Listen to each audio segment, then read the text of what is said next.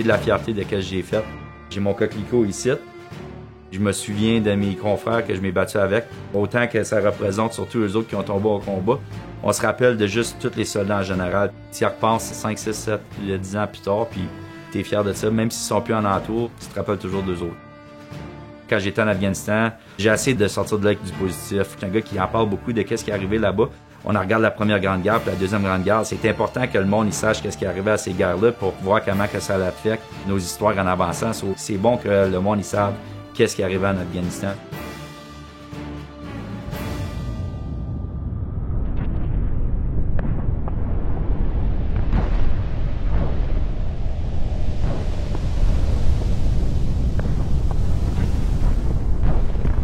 On était environ 2500 soldats qui étaient déployés. On a tous parti, je dirais, dessus un span de peut-être 2 mois. C'est là que les 2500 qui sont allés avant nous autres sont transférés avec notre groupe. En août 2007, j'étais en Afghanistan puis j'ai tombé dans le cœur de la guerre.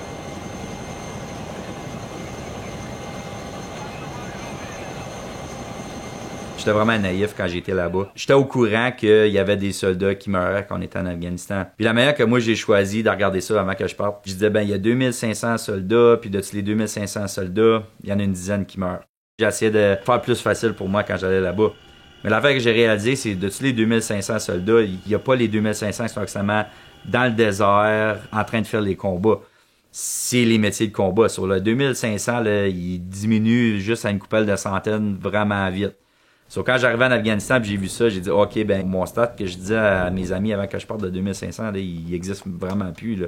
C'est toujours les mêmes gars. Là. Ils sont partis faire des missions, faire des combats, puis quand on se fait attaquer, c'est nous autres qui défendent le camp. C'est qu'une coupelle de centaines.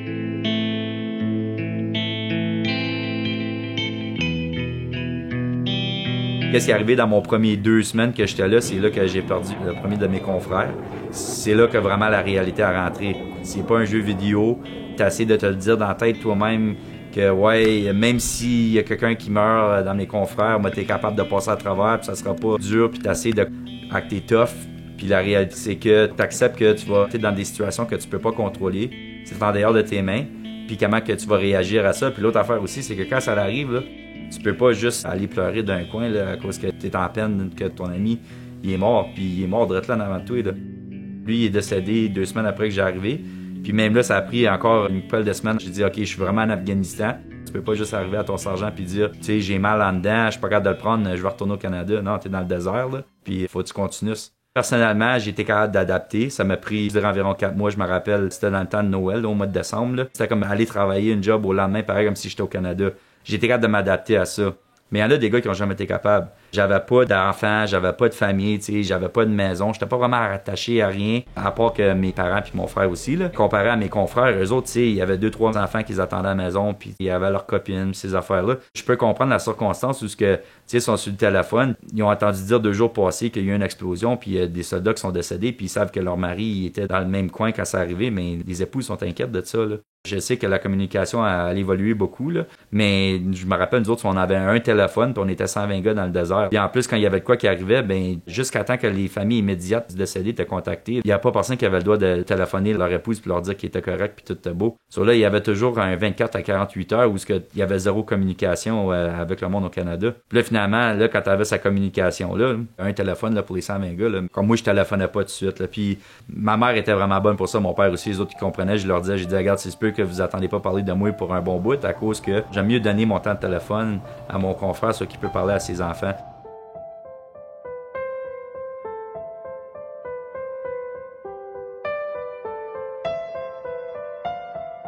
Quand tu vas vraiment dans le cœur de la guerre, là, tu développes une relation avec ce monde-là qui est différent que n'importe quelle autre relation que tu vas avoir avec ta blonde ou avec ton meilleur ami au Canada. C'est quelque chose qui est comme inexplicable. Il y a une compréhension que vous avez en vous autres même que vous savez que le reste du monde ne comprendront pas. Ça, c'est pas juste l'armée, tu sais, comme ça pourrait être quelqu'un qui est comme un paramedic. Les autres aussi, ils ont une connexion entre eux autres mêmes qui savent que, tu sais, un autre civilien ira pas, ou les docteurs, ou les policiers. Quand vous passez à travers des trames de même ensemble, tu développes quelque chose que tu penserais jamais d'avoir.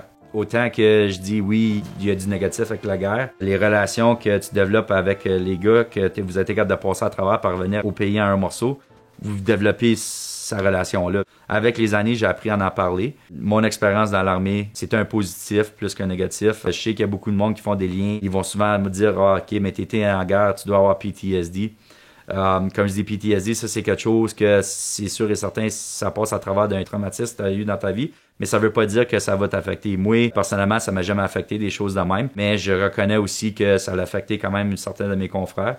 Puis il y en a du monde qui a besoin de l'aide avec ça. Il y en a d'autres qu'on est capable de continuer. Alors, either way, on va toujours l'avoir en dedans de nous autres, qu'est-ce qui est arrivé là-bas. J'en parle aussi, je suis un gars qui en parle beaucoup de qu'est-ce qui est arrivé là-bas. Je trouve que c'est bien important, quelqu'un qui considère faire une carrière militaire. Ils vont jamais savoir à 100% c'est quoi jusqu'à temps qu'ils le font, mais je veux qu'il y ait une bonne au moins compréhension de qu'est-ce qui rentre dedans. Le moment le plus rough, c'est quand j'ai perdu mon premier confrère, à cause que c'est là où la réalité de c'est quoi la guerre est rentrée. Puis j'ai perdu d'autres confrères après. C'était très difficile. Il y a un autre moment aussi qui était absolument très difficile, c'est quand j'ai revenu de la guerre.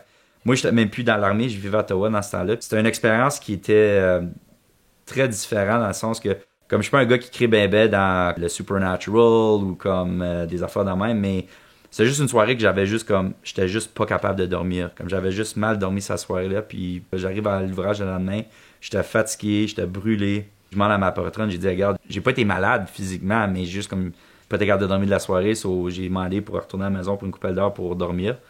Puis j'ai fait ça, ma patronne a compris, j'ai revenu, puis aussitôt que j'arrivais à l'ouvrage, je ramasse le journal, puis un de mes bons confrères que j'avais été en Afghanistan, lui, il avait retourné une deuxième fois, puis il avait mouru.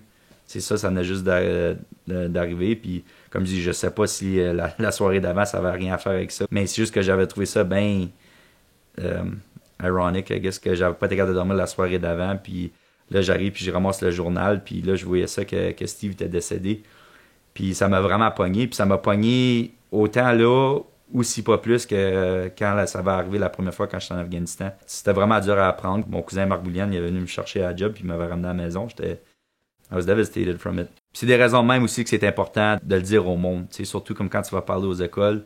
Tu parles à des jeunes de 16, 17, 18 ans qui planifient à rentrer dans l'armée. Puis même s'il n'y a pas nécessairement une grande guerre tout de suite, ça veut pas dire qu'il n'y en aura pas une dans 2 ans, dans 3 ans, dans 5 ans. Il faut que tu réalises que quand tu es dans l'armée, tu es militaire. Puis ça fait partie de ta job, comme tu as perdu tes droits civiliens quand tu rentres dans l'armée, tu as fait ton alliance au pays, tu sais, puis dis moi défendre mon pays jusqu'à mort, là, faut que tu sois prêt à accepter que ça se peut que tu y ailles dessus un champ de bataille, puis peut-être tu reviendras pas, tu vas peut-être revenir amputé, tu sais, ou des fois c'est même, quand je dis mental, des fois c'est pas physique, c'est mental. Moi je me compte chanceux que j'ai revenu, tu sais, dans un morceau physiquement puis mentalement. Il y en a d'autres de mes confrères qui n'ont pas été aussi chanceux que ça, mais j'aime ça voir mes confrères que les autres, ils ont peut-être été un petit peu plus malchanceux que moi, mais ils ont été capables de combattre ça. Il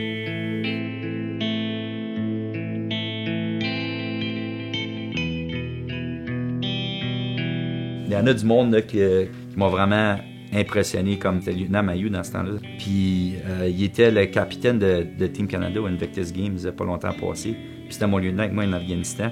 Puis il était le premier combattant à retourner en Afghanistan comme un amputé, juste pour démontrer comment de vouloir puis comment de force qu'il y avait cette personne-là. Dominique Larocque, il était le goalie pour Team Canada aux Olympiques, sledge hockey. J'étais avec lui en Afghanistan, là, c'est un de mes confrères. Ils ont été capables de prendre qu'est-ce qui arrivait à eux autres qui était mal, puis le transformer, pas les laisser les descendre, puis remonter de ça, puis accomplir des affaires incroyables.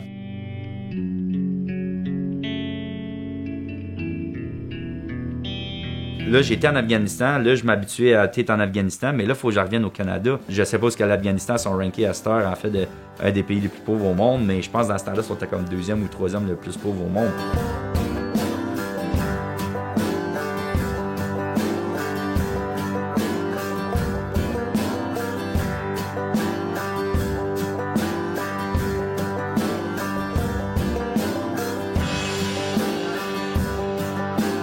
Là, tu reviens back au Canada où c'est un pays riche, puis avec mon expérience d'avoir été en entour du monde, on est pas mal bien au Canada. Puis tout de suite, on est assis, tout est chauffé, les utilités, tout est accessible. On a des véhicules pour se rendre à l'ouvrage. Tu arrives en Afghanistan, là, les maisons sont faites de clés. Les enfants là-bas, là, on leur donnait un crayon, là, puis c'était pareil comme t'es ici, puis tu donnais un petit skidoo à un enfant. Il y avait les mêmes réactions, là, parce que les autres, ils connaissent pas mieux. Nous autres ici, on est tellement gâtés avec tout ce qu'on a, on se fait donner des affaires, puis c'est pas assez bon, tu sais, je veux avoir plus. Les petites affaires que nous autres on prend for granted ici au Canada, pour eux autres, c'est de l'or. T'as des affaires qui te battent en dedans tout, parce que t'es un petit peu comme, man, on l'a vraiment facile ici, puis le monde ne réalise pas ces affaires-là. Puis comme je dis, je suis plus que fier d'être de back à Kapuskasing avec mes amis puis le monde que j'ai grandi avec.